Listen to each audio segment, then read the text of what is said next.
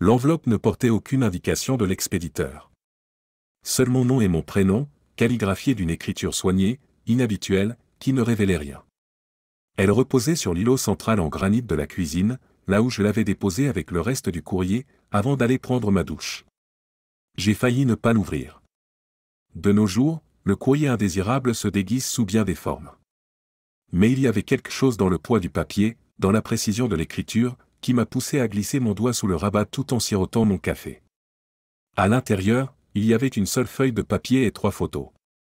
Votre femme couche avec Michael Harmon, de son bureau. Les mardis et jeudis à l'hôtel Westlake, chambre 312. Je pensais que vous devriez le savoir. Aucune signature. Aucune explication sur les motivations de l'expéditeur. Juste 3 photos qui confirmaient ce qu'une partie de moi soupçonnait depuis des mois. Sarah, ma femme, celle que j'avais épousée il y a 8 ans, entrant dans le hall de l'hôtel, Sarah et un grand homme posant sa main sur son dos, prenant l'ascenseur, Sarah quittant l'hôtel 3 heures plus tard, les cheveux légèrement en bataille et un sourire de satisfaction intime. J'ai posé délicatement ma tasse de café, remarquant que ma main ne tremblait pas. Le sentiment qui m'envahissait n'était ni le choc ni la colère, mais une froide lucidité qui ressemblait presque à un soulagement. Les pièces du puzzle qui n'avaient jamais complètement concordé dans notre mariage s'emboîtaient soudain parfaitement. « Bonjour », dit Sarah, rayonnante, entrant dans la cuisine en tenue de jogging. « Tu es matinale aujourd'hui. » Je la regardais se verser un verre d'eau. Mardi matin. Jeudi, elle devrait à nouveau travailler tard. Grosse journée au bureau ? Demandai-je doucement, glissant la lettre et les photos dans ma serviette. Le train-train habituel, répondit-elle sans me regarder dans les yeux. Je devrais peut-être encore rester plus tard pour finaliser le dossier Henderson.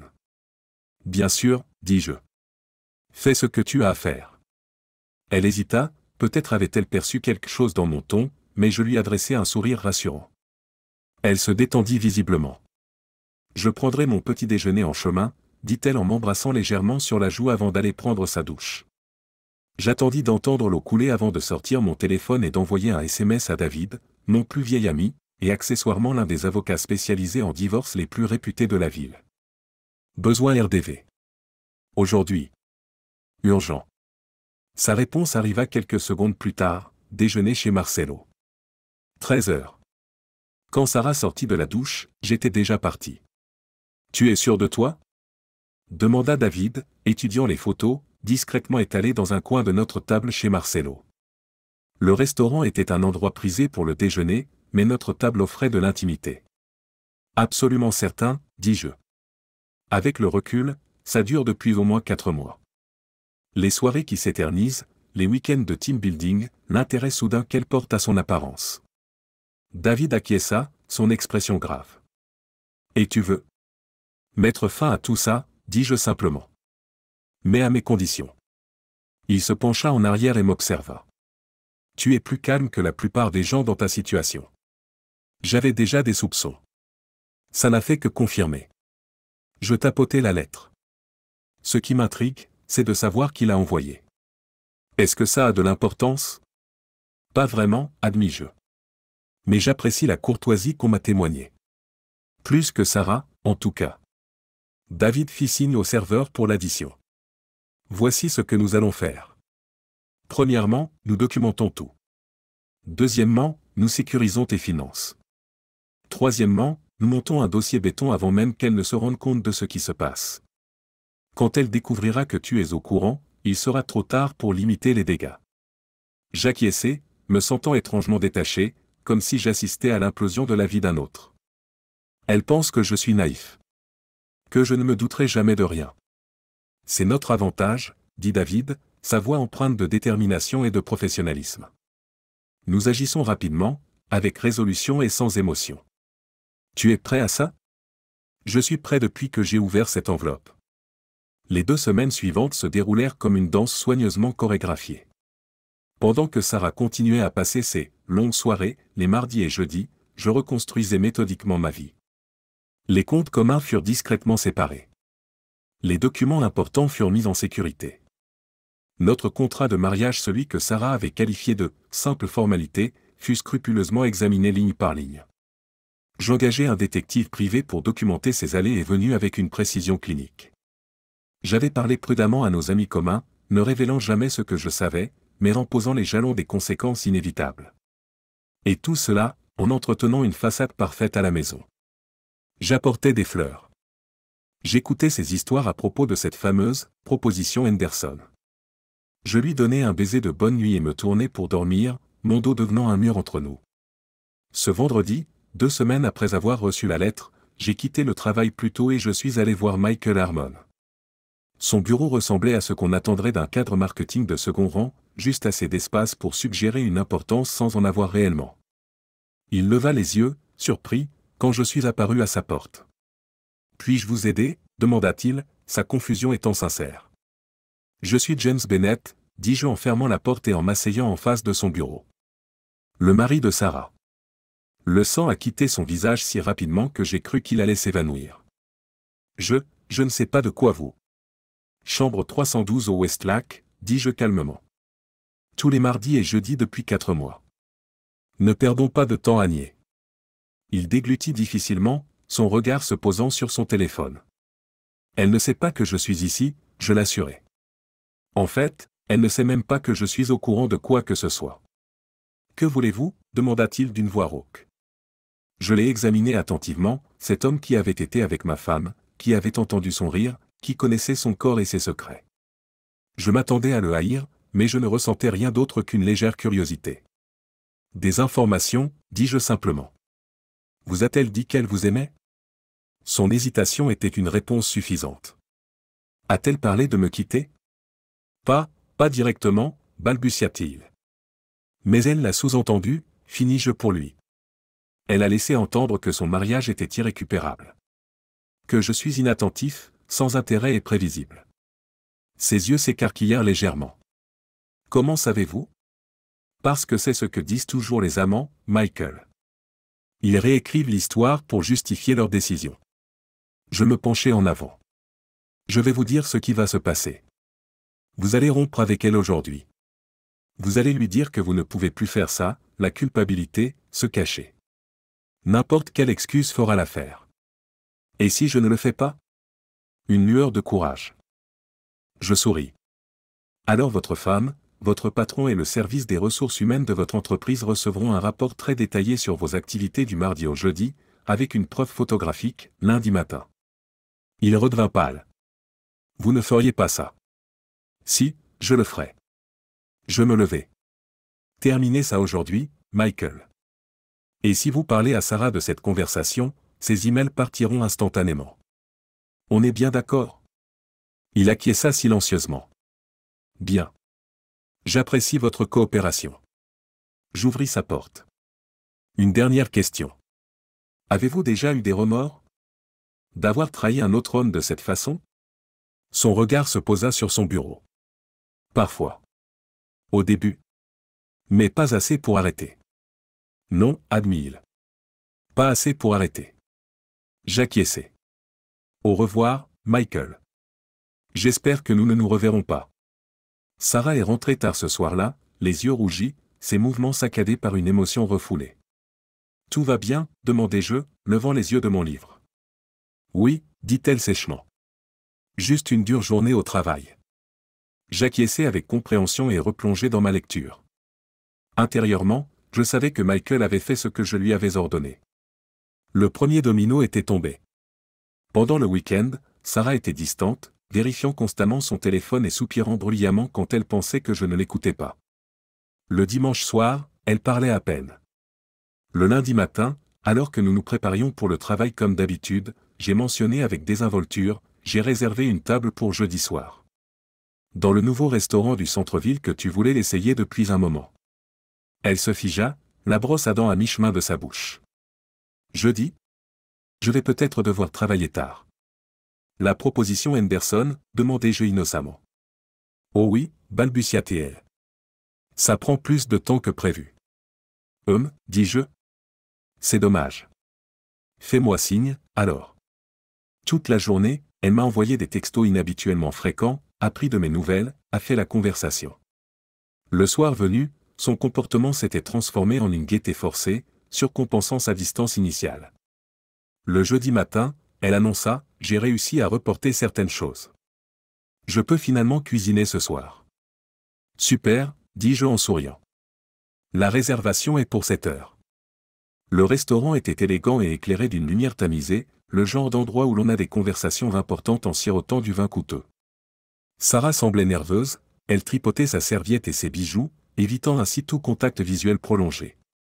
Une fois les entrées débarrassées, je plongeai la main dans ma veste et en sortis une enveloppe, la même que celle qui était arrivée 3 semaines auparavant. « Qu'est-ce que c'est » demanda-t-elle. « Une lettre anonyme que j'ai reçue, dis-je en la faisant glisser sur la table vers elle. À propos de toi.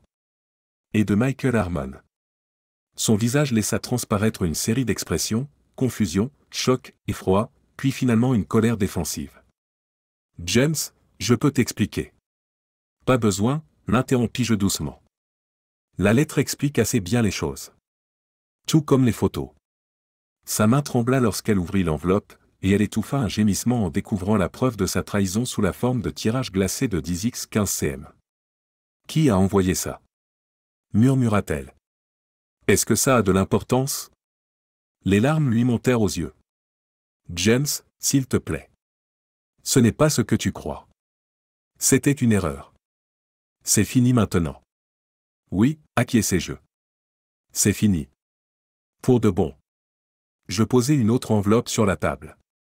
Celle-ci contenait les papiers du divorce que David avait préparés avec une méticulosité chirurgicale.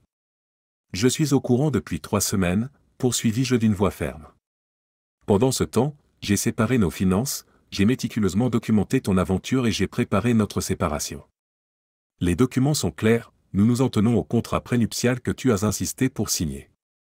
Tu récupères ce avec quoi tu es arrivé, plus l'indemnité de départ convenue.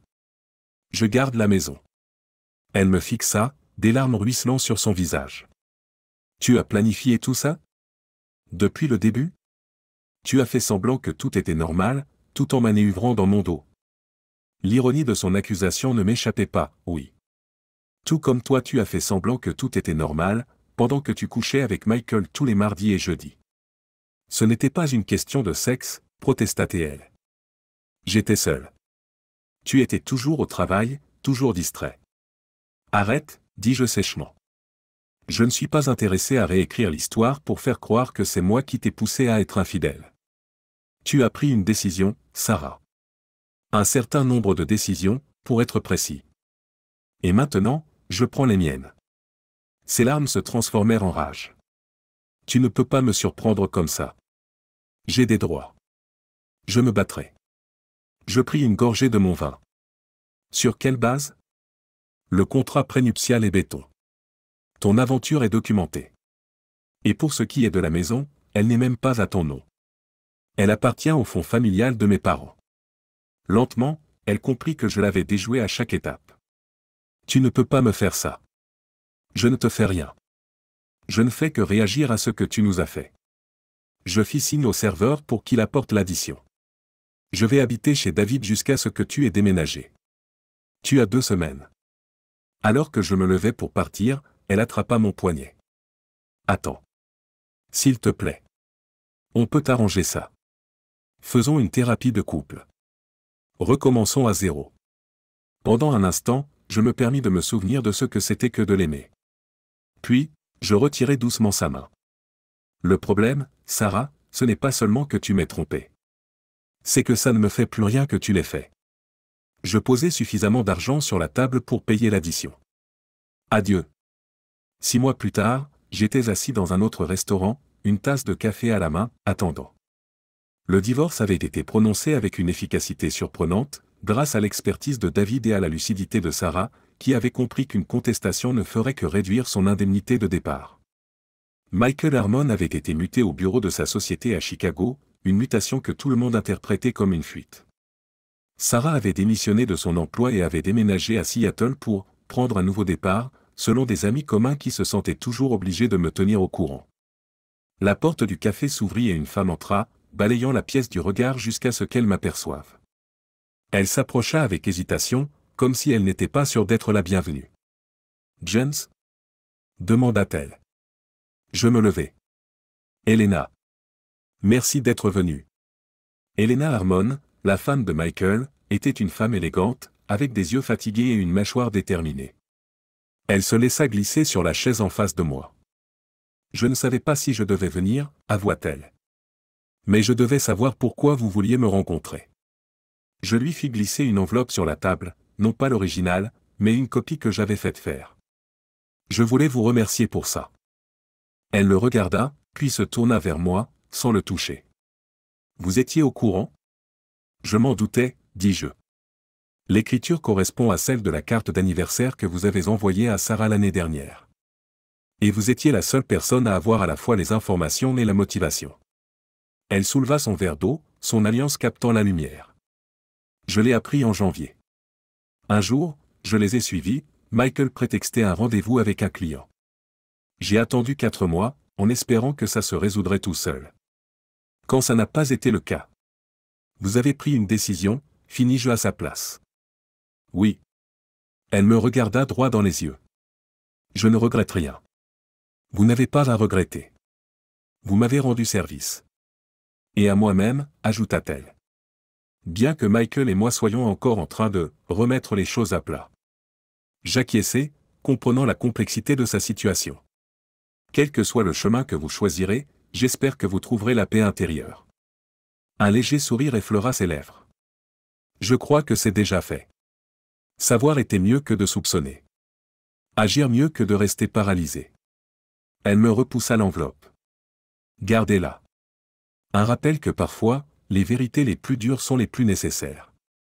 Alors que nous parlions autour d'un café de guérison, de reconstruction, de l'étrange solidarité des personnes trompées, je sentais les derniers vestiges de mon ancienne vie enfin se détacher.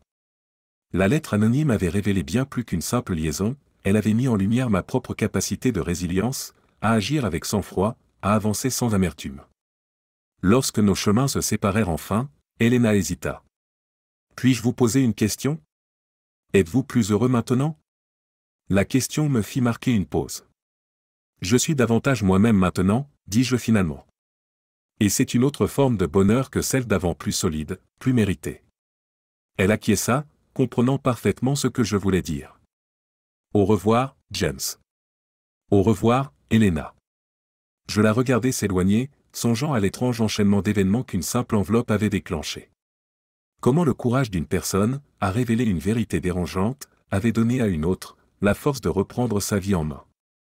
Parfois, pensais-je, les révélations les plus dévastatrices peuvent aussi être les plus libératrices.